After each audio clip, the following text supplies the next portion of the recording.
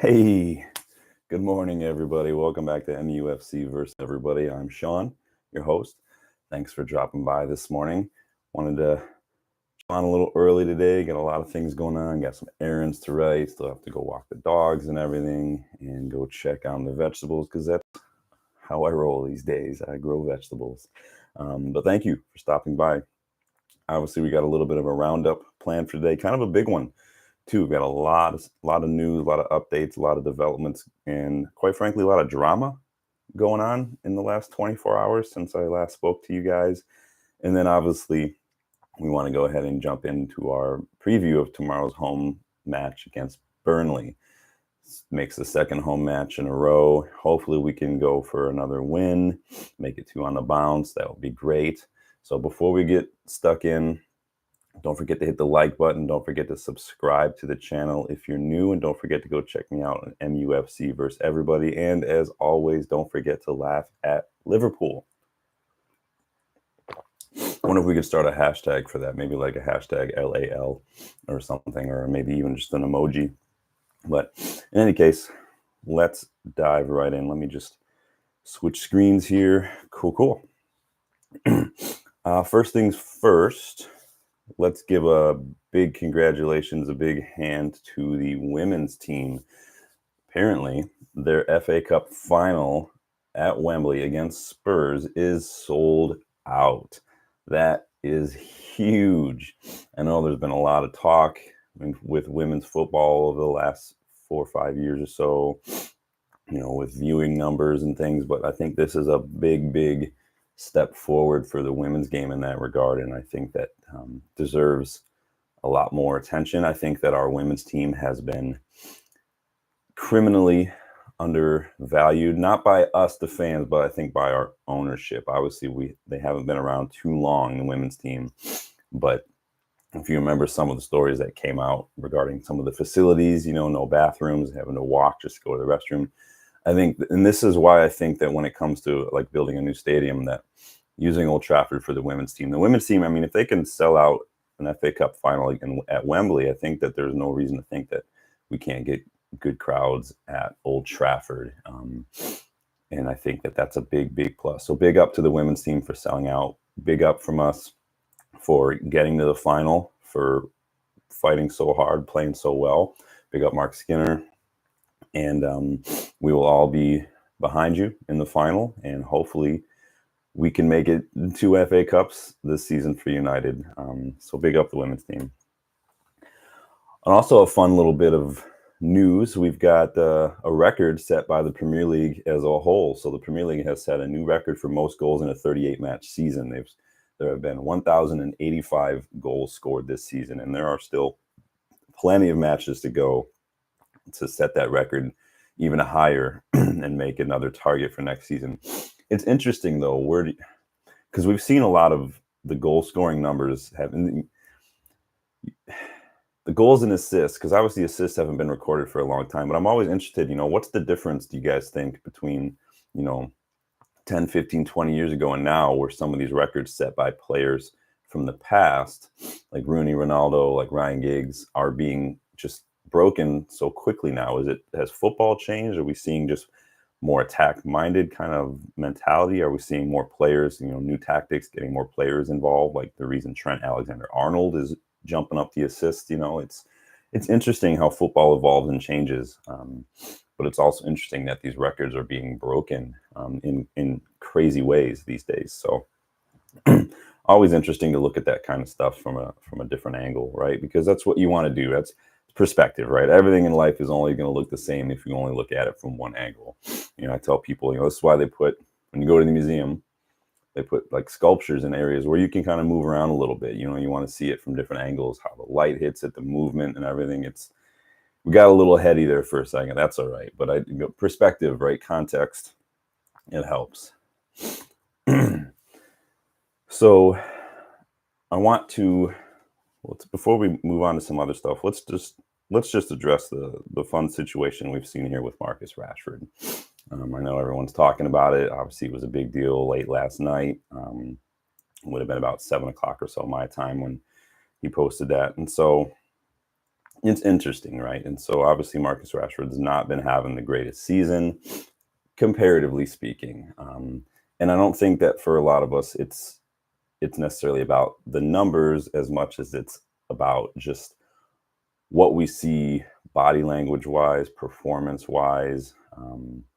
Obviously, he's been a little more vocal in the media. He did that interview with the Players Tribune, kind of coming and speaking out. So he's been a little bit more just visually responsive to criticism from fans and the media, but we see less response on the pitch in terms of just hearing what we say. And I think that's the problem too. I'm of the big believer when it comes to things like apologies and this kind of situation with addressing things.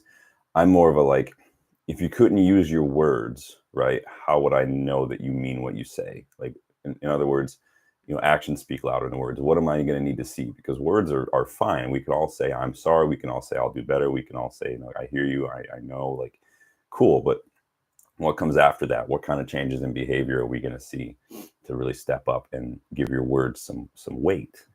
Um, and so, in any case, so we've got this.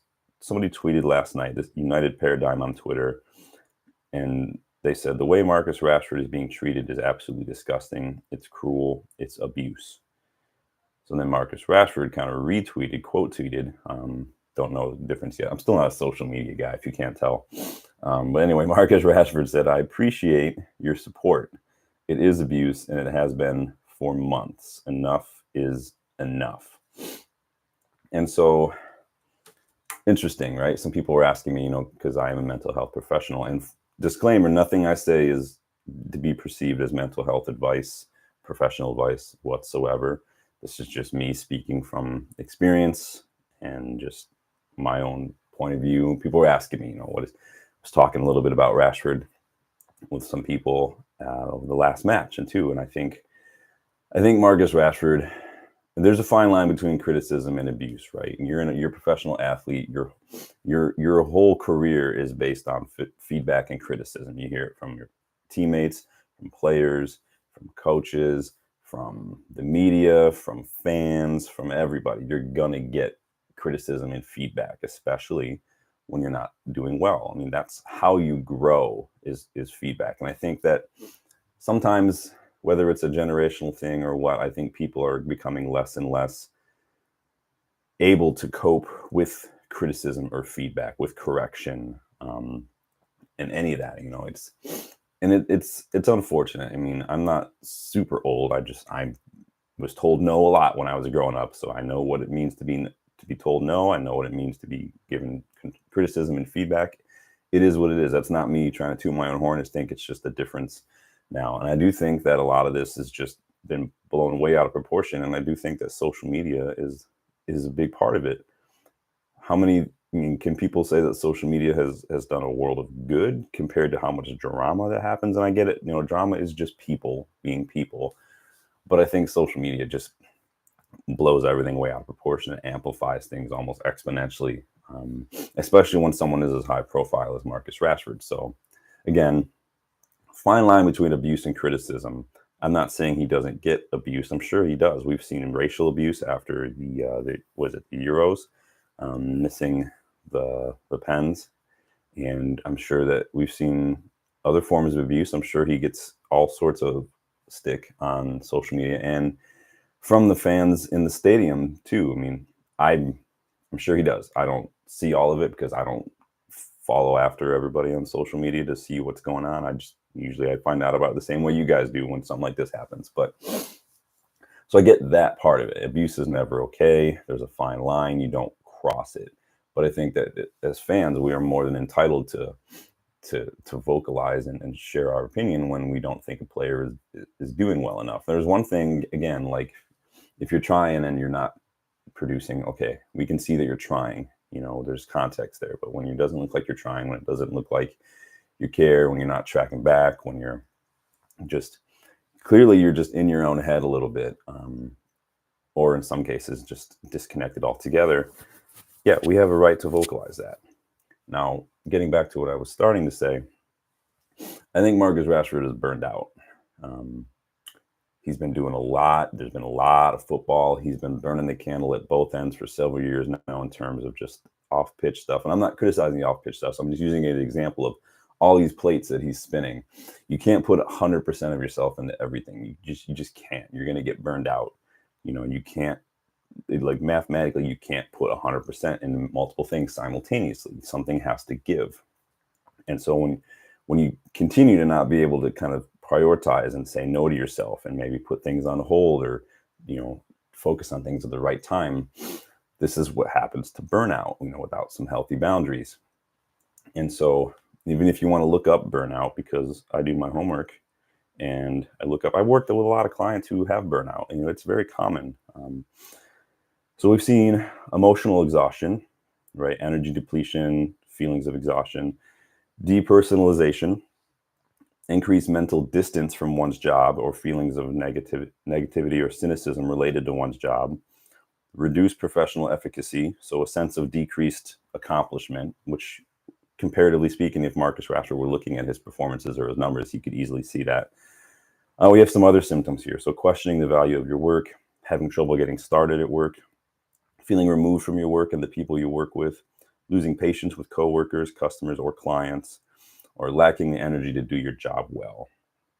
And so there are a lot of other outcomes, physical, physiological, which is kind of like a whole holistic kind of thing. Sleep disturbances are a big one. So Marcus Rashford's up late retweeting, I think this was like midnight, 12:30 their time. And so I'm not saying that that's a sleep disturbance. I'm saying, given what I just kind of read through, how much of that is kind of reflected in what we've seen from maybe Rashford, the poor body language, the not looking interested, maybe the unwise decisions in terms of like Belfast and speaking up, responding to things on social media. Is that something that, you would be doing, just looking disconnect? That's a clear disconnect from fans as well. So I think he's burned out. I think he's doing a lot. I think there's a lot of football. He's had a lot of injuries, a lot of off-field stuff. And when you couple that with struggling performances, a vocal fan base that's, very, amplified criticism, I think that it's very easy for someone to kind of be disconnect and kind of switch off a little bit and not care as much. So I'm not saying he doesn't care about the club, he doesn't care about football, he doesn't care about the fans. I think that when you're working and it's not going well and all you get is that feedback, that criticism, and you're already exhausted from all the stuff you're doing, it's going to be much, much easier in that place to just kind of be like, whatever. Whether it's even a conscious decision or not, I think it's just easy for us to do that. And so I think that Marcus Rashford needs a break. I think that he just needs some time off for a bit, whether that's on the bench, whether that's, just taking the summer to kind of get into the right headspace, let him have a prolonged kind of off season. I'm not saying he needs to get special treatment, but if we're going to send Jadon Sancho away when he's struggling, I think it's okay to do the same for Rashford. Because at the end of the day, the players are people and the clubs need to do better at looking after them. And that's been a problem for United. It's been a problem for a lot of clubs throughout the years of not taking a more one-on-one focused, intentional treatment of their players. Drogba complained about it. I know George Best almost turned around and went home when he came over from Ireland because he was a teenager and he and another teenager friend were coming over, and he was just like, no one was there to greet us. We didn't know what we're doing, where we were. And he was like, I almost just went home. Like, it's those kind of things. And obviously now we have player liaisons and more intentional roles for those kind of individuals, and that helps. But I know we do have a psychologist now at United. I'm not sure what this person is doing. I'm not sure if Rashford is reaching out and utilizing that resource. I hope so. But I understand not liking the abuse. I understand not liking the criticism, but there is a difference. And I think criticism is perfectly normal and expected. You're at the biggest club in the world. You're going to get it. Everything you do is going to be magnified and scrutinized and criticized. And I think that that's important to remember. And you just kind of have to deal with it. Other players have dealt with it. Harry Maguire got dogs abuse, and he has been for years. And yeah, he's done some stupid things. I remember him cupping his ears. What was that, against like Andorra or something in the Euros or something like? But there comes a time where you have to kind of move on from that stuff and just accept that it's part and parcel for being a United player, being a professional athlete, being a high profile individual. So it's a little bit dramatic. I don't like getting involved in the drama, but obviously it's United related, it's Rashford related, and obviously that's what we're here to do, talk about it. So let me know your thoughts. Do you think Marcus Rashford is justified in responding? Do you think that the criticism is fair? Do you think that social media is stupid? Because I do. So let me know your thoughts on the Rashford situation. I'm going to take a drink of coffee because I've been talking a lot and my allergies are killing my throat today. So let's keep this moving here because we have a lot to go through today. So we're going to talk a little bit about Ten Hag's recent presser. So after his recent press conference following our last match against Sheffield United, Mike McGrath of the Daily Telegraph reported that Erik ten Hag refused to take questions from certain journalists in that press conference, namely the journalists who have been just unfairly critical. And again, we're getting back to criticism, right? But the ones who have basically just been spouting nonsense. And I'm sure you can guess who those are. It is what it is. According to McGrath, Ten Hag feels some of the opinions and reporting regarding his future at United have crossed the line and become disrespectful. So again, a bit of a response to some criticism and some. So here's the thing. It's one thing, again, to criticize, another thing to just, again, and this is where I hold the journalists to a higher standard because this is their job. They're supposed to be professionals. Fans are not journalists. I'm not excusing anything. I'm just saying we have to look at the difference here. So, and I get where Ten Hag is coming from. There's zero accountability in the media, and it seems like these journos can write whatever they want and just say, oh, according to sources, or, you know, it's believed, and get away with it. And I think that this, and again, this is why I say, you know, don't read headlines, don't just read tweets. If there's something somebody says or someone, read the article. If they say according to sources and there's a link, click on that link, follow it, go down that rabbit trail until you find where it's coming from.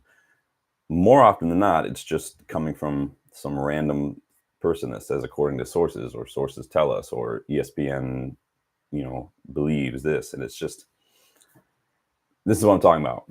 Like, these journalists are supposed to be reporting the news and things, and they just keep spouting nonsense. So I get it. And there's a reason some of them have been kicked out of press conferences. There's a reason some of them get called out for it. And there's a reason now that some of them are just not getting their questions answered, because why should they?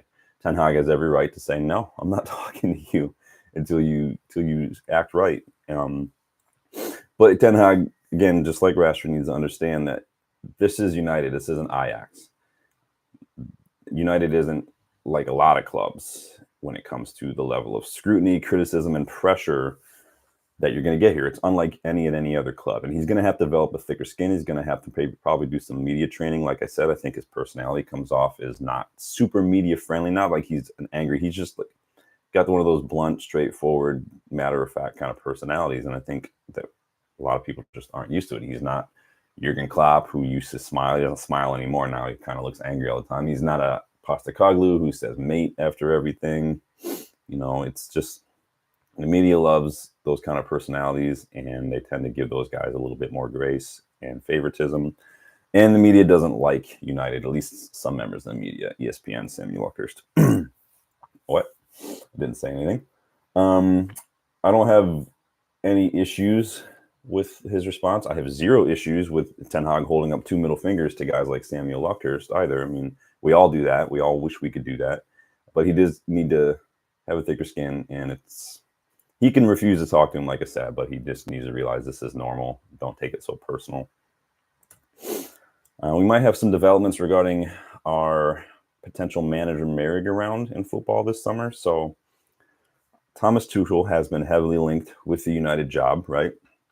And he's reportedly expressed interest to his agents regarding taking over United if the job becomes available. So now the Athletic, though, are reporting that Bayern Munich supporters have petitioned the club to retain Thomas Tuchel for one more season. I think a lot of this does have to do with the fact that the final is going to be at the Allianz Arena.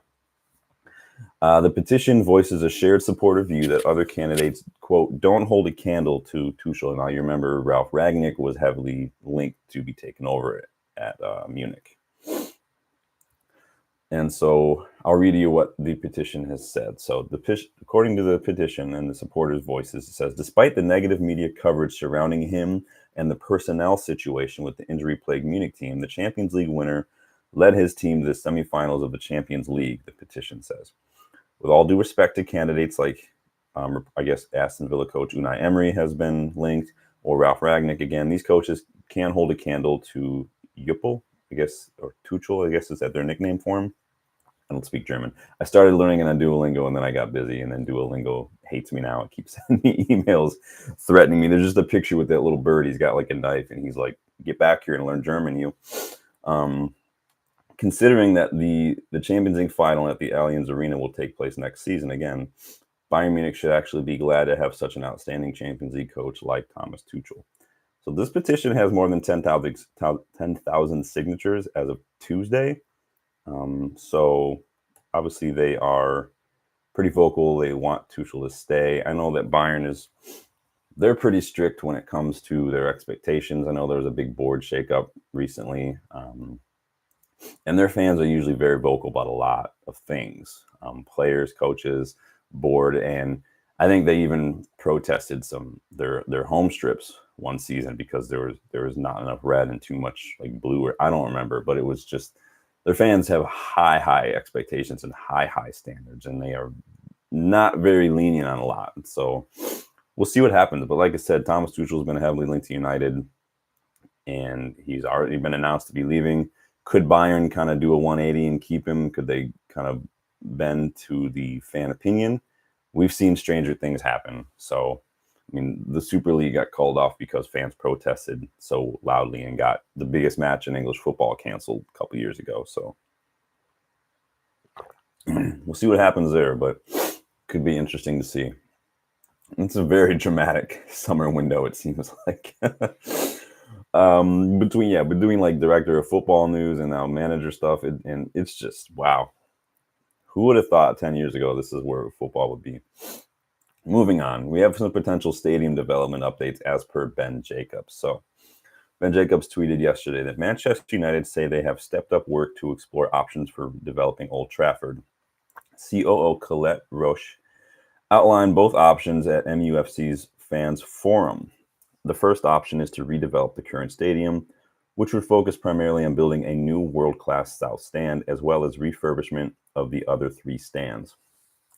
The alternative would be to build a new stadium on our footprint, which could significantly increase capacity and deliver world-leading stadium experience for fans, the team, and other stakeholders. I think that's the thing that might rub some people the wrong way, is that stakeholders comment. Continuing, Roche also stressed the new task force founded to explore options has been purposely set up at arm's length to the club to provide independent guidance. The task force plan is to make a recommendation later this year. It's also confirmed that there is a full program of maintenance and improvements planned this summer at Old Trafford, including the expansion of rail seating. And at Carrington, this summer's priority is refurbishment and upgrades to the main building in order to support high performance. So adding to this, we have Mike Keegan with the Daily Mail, who has said, should United refurbish Old Trafford instead of building a new stadium, fans can expect a new world-class south stand, obviously, and refurbishment on all the other stands. Keegan goes into more detail, though, regarding specifically the Sir Bobby Charlton stand, which is actually the oldest structure at Old Trafford. He says United have explored the idea of expanding it on multiple occasions, but the railway line nearby has always been an obstacle. So obviously, if you remember, there's that rail line right behind it. It goes right behind it, and it's very difficult to do anything with that area.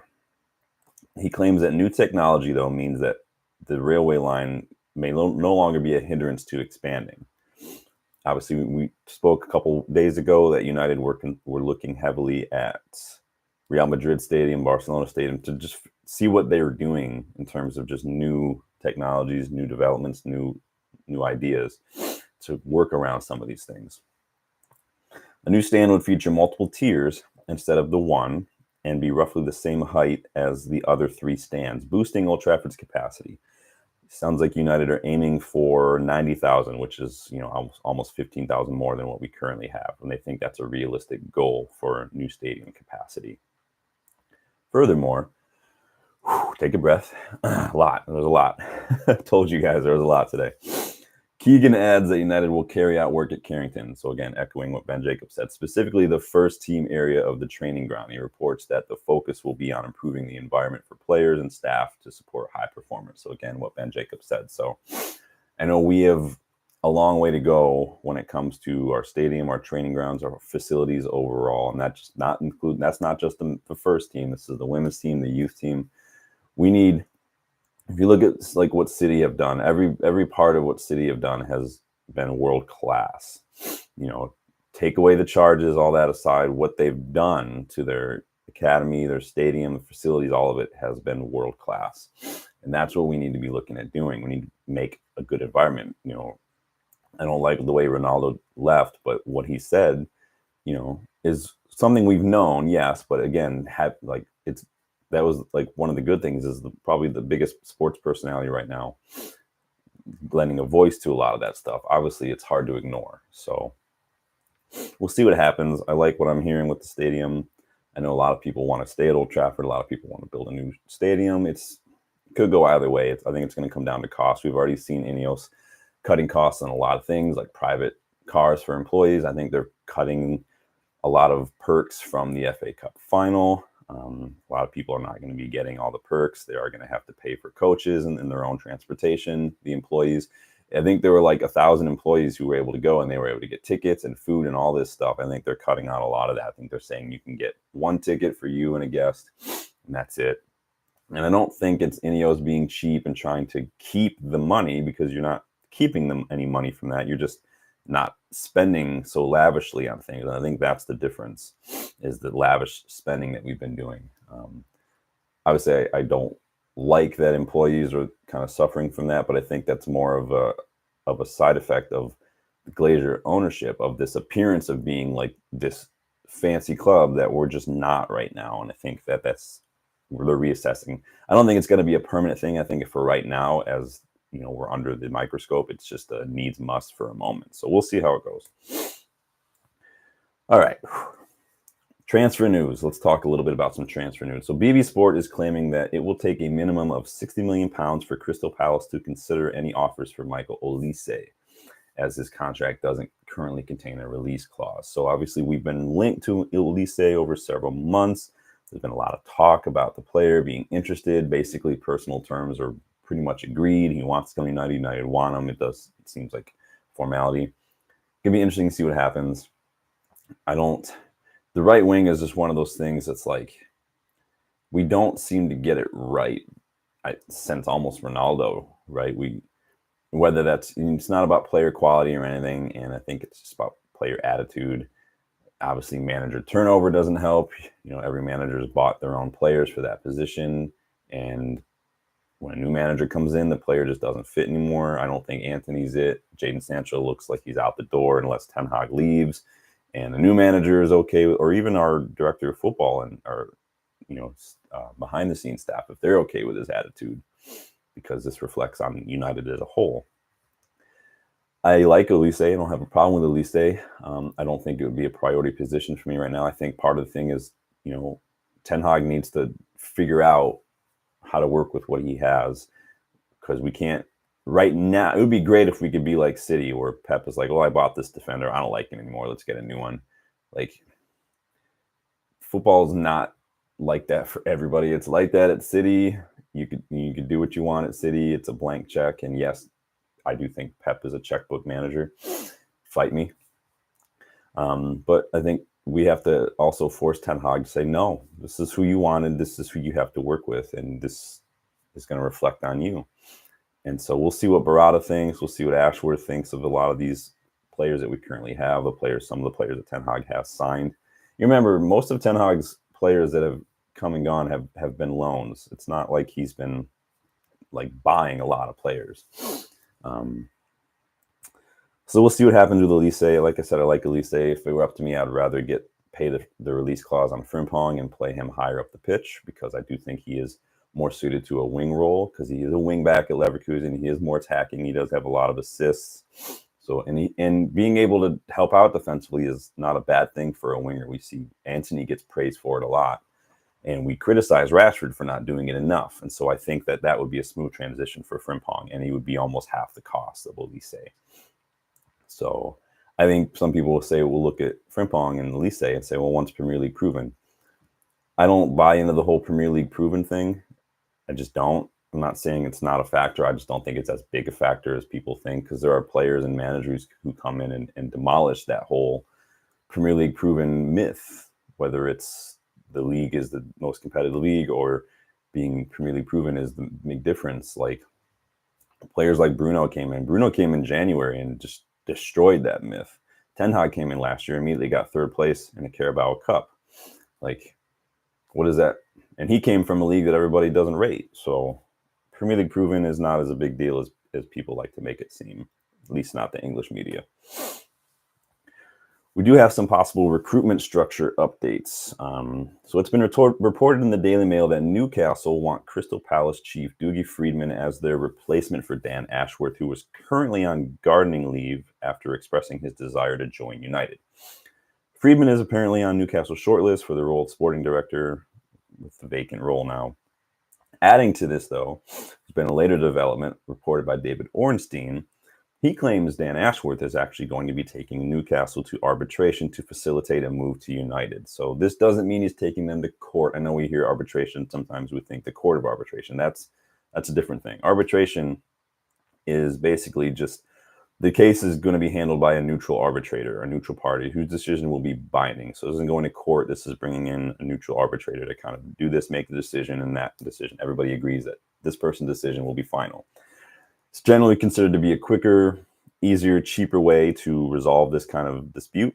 And so the process is anticipated to begin in May, so next month, not that long, and will likely take a few weeks to resolve. So it sounds like everybody's wanting to move on. It sounds like Ashworth wants to get to work. It sounds like Newcastle don't want to pay him to be on gardening leave anymore. They're just kicking up their search for a replacement. So I think it's best for all parties just to get it done. I do think United could probably pay a little bit more to get it done sooner. I mean, $2 million when Newcastle want like 15 is, I mean, that's pretty far apart. If I'm looking at buying a house and it's listed for 300,000, and I come in with like 100,000 offer, I'm going to get laughed out of the place. So I think there's an opportunity for both parties to do it. I do think it's worth to get money for Ashwood. Like I said yesterday, I think the money he saves on transfers during negotiations and player identification, I think that he could easily, that extra 10 million it would take to get him could easily be multiplied 5, 6, 7, 8 times with the amount of money he's going to save.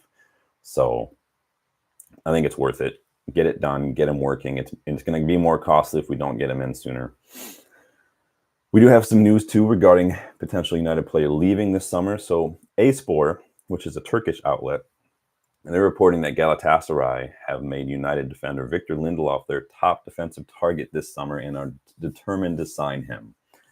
I think this could be a good move for Lindelof. He isn't a bad defender. I just don't think he's the physicality that you need in the Premier League. He's not quite fast enough. He's not quite strong enough. He's not physical enough. He does read the game well. I just think that he just can't hang with some of the physicality in the league, which isn't his fault. Not every league, not every team, not every manager, not every system is suited to every single player. And that's why it's not as simple as just, this player's crap. Well, you bring a player from a different league, a different system with different qualities into a certain team, and it's just not going to be a good fit. It doesn't matter. And so I think Lindelof could do well. We spoke about that the other day. In Italy and Germany and France, I think Lindelof would be good. In Turkey, Galatasaray have a lot of, players that have maybe not been quite cut out for the Premier League. I think Davinson Sanchez, Hakim Ziyech. I think Donny van de Beek was linked with them not that long ago. Maybe that's just my FC24 career mode. I get a lot of offers for Donny van de Beek from like Fenerbahce, Galatasaray. So maybe that's just what I'm thinking of. But could be a good move for Lindelof. I think going back to Benfica could also be a good move for Lindelof personally. But interesting to see. He is, of the defenders that we have that are potentially on the way out, he is the one I would probably prioritize to get to sell first, followed by Varane. I would probably keep, of the three of them, I would keep Harry Maguire, because we've seen that he steps up when he's called upon and he's capable. No, he doesn't suit Ten Hag's system that well. And yeah, he does cause problems. But I think overall with his mentality, his attitude, his leadership, I think that you can't really fault him for that. And he's stepped up in recent weeks when we've needed him. And he needs to be applauded for that. And he scored 2 goals in 2 games. So can we make it a third? Can we make it another headed goal? Their third game in a row. That'd be awesome. So let's wrap that up and move on to our Burnley preview, because we've been going almost 40 minutes now. Wow. I love it. Don't forget to like the video, guys. Don't forget to subscribe if you're new as we head into this Burnley preview. So Burnley tomorrow, another home match, which you'd hope is going to galvanize us. You know, the crowd were getting into it a little bit in midweek. We do have a chance to get 2 wins on the bounce for the first time since February in the league. But the way we've been playing this season, it's definitely not a given. You just never know, even if it is against Burnley. And that's not disrespect. It's just we saw how we played against Sheffield United, who are bottom of the table. You never know what's going to happen. You know, it takes conceding 1 goal and the opposition to kind of just set up shop for us to just kind of completely lose control of the game. Our win against Sheffield United did move us up the table to 6th place, which is 7 points off Spurs, who play Arsenal this weekend. That could be a big opportunity for us to make up some ground. Again, I'm not sitting here saying we're going to get Champions League. I'm not sitting here saying, oh, we could get Champions League. It would take a massive collapse, like I've said before, and then obviously the coefficient doesn't help us anymore. So I do think we'll get Europe. I do think it'll probably be Thursday night football, but we could make up the ground. So that a win against that puts us within 4 points of Spurs, and you know that's not too far off anymore. I do think we're starting to see a little bit, whether it's Brighton or Spurs, that things are kind of regressing to the mean. We saw new manager bounces. We saw some high-profile wins, and then now things are kind of regressing to the mean and reverting to type a little bit, which is normal. I think we've seen that at United as well. You've seen that from everybody. And so I think you're also going to see that from Leverkusen next season too, by the way, especially if they lose some of their key players in Xabi Alonso's system, like a Frimpong. But we'll see. United did play well against Sheffield United. We moved the ball really well. We had a lot of intricate interplay in the final third, and especially around the opposition box. I think with a little bit more clinical finishing, we could have had a few more goals against Sheffield United. And then obviously those sloppy defensive errors gifted them 2 goals as well. That simple cutback that we've seen time and time again, and then just that poor ball from Onana after we got caught trying to play out from the back with these little triangles in a very dangerous area. Keep passing it back when we need to move it forward. You know, and even Ten Hag is over there shaking his head like, no, get the ball forward. You see him doing this, and like this is what I mean. Like Ten Hag's not telling the players to do that. I think the players are getting confused sometimes with the playing out from the back thing. I do think Ten Hag needs to be a little bit more clear, and whether they're just not listening or whether he's just not getting it, I don't know, but it's not working. Mason Mount should be back, as per Ten Hag's comments. We'll probably likely see Casemiro in defense again. McTominay could be back fully. I know he played a little bit against Sheffield. I think that it's so weird to me that we have these defensive injuries that are just weeks at a time. Like Camboire looked fine, and then now he's gone for weeks.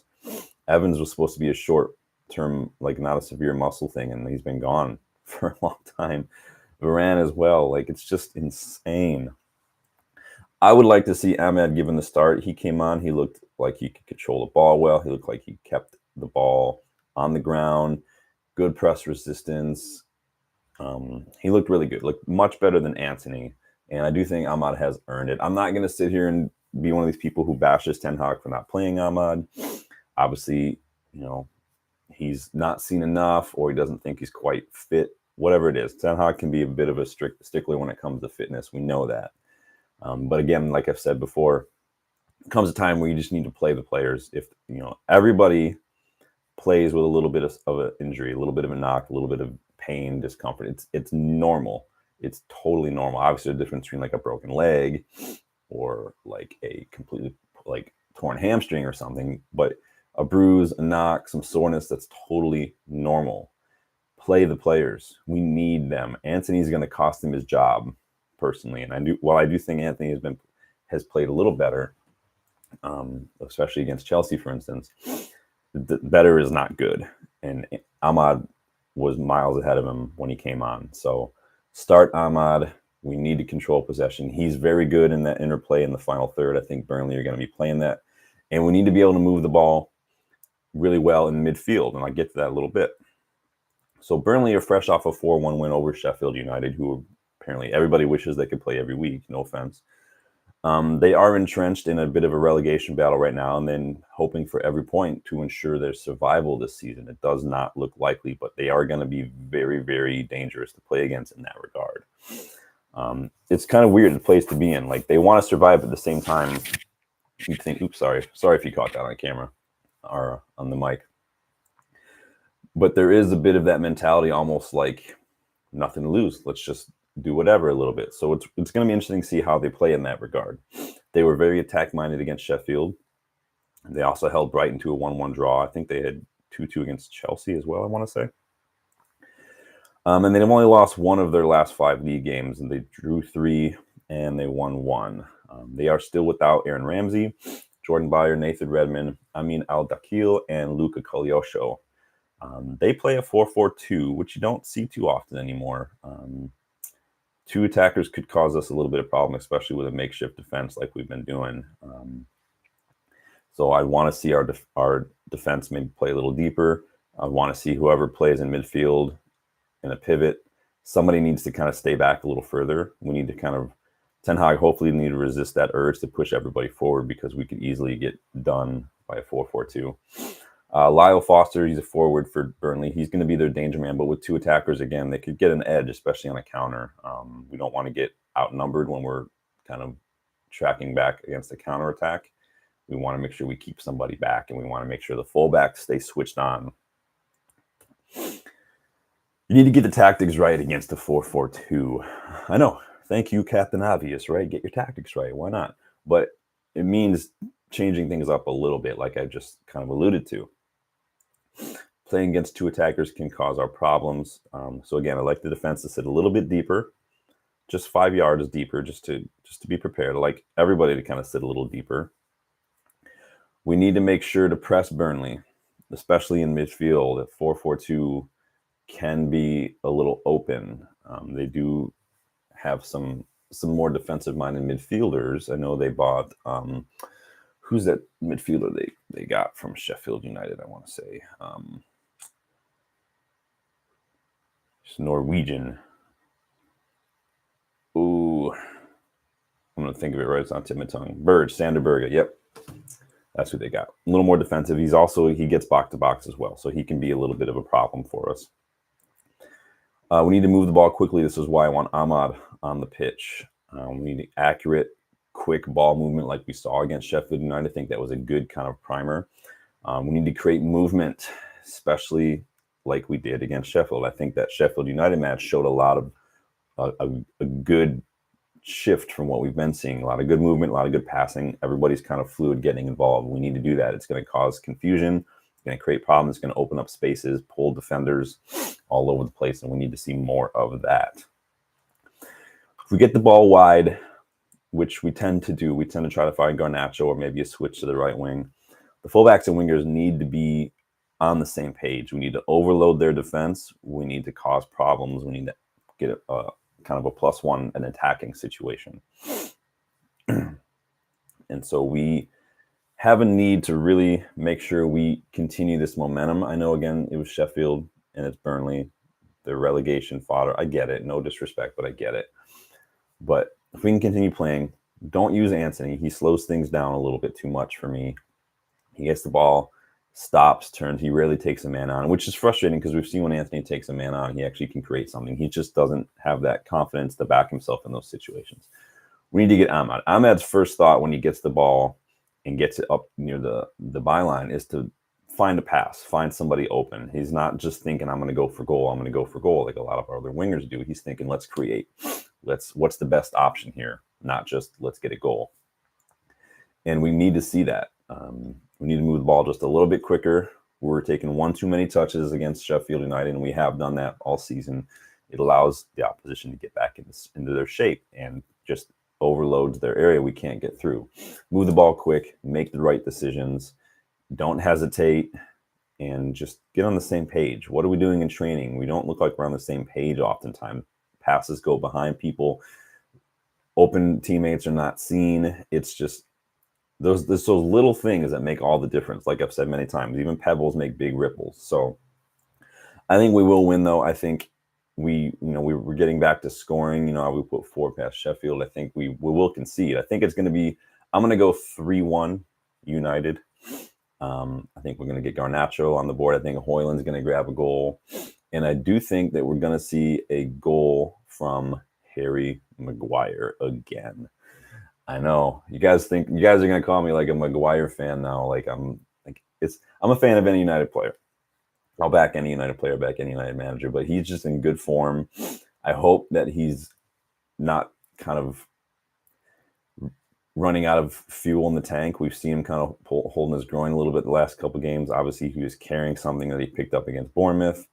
I hope that it's not going to be just one match too far for him, because we don't have any other options. And fair play to him for stepping up, and doing what he needs to do to make sure he's helping the team. You can't fault him for that. And look at Bruno. Bruno has a broken hand, and he was playing against Sheffield United. This is the kind of mentality that we need to see more of.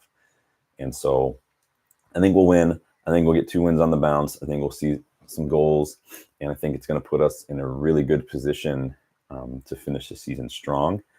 We've got some tough matches coming up after that. We have Newcastle, we got Brighton, we got Arsenal, and I think that we need to go. Who else do we have in there? We have Newcastle, we got Brighton, we got Arsenal, and then we have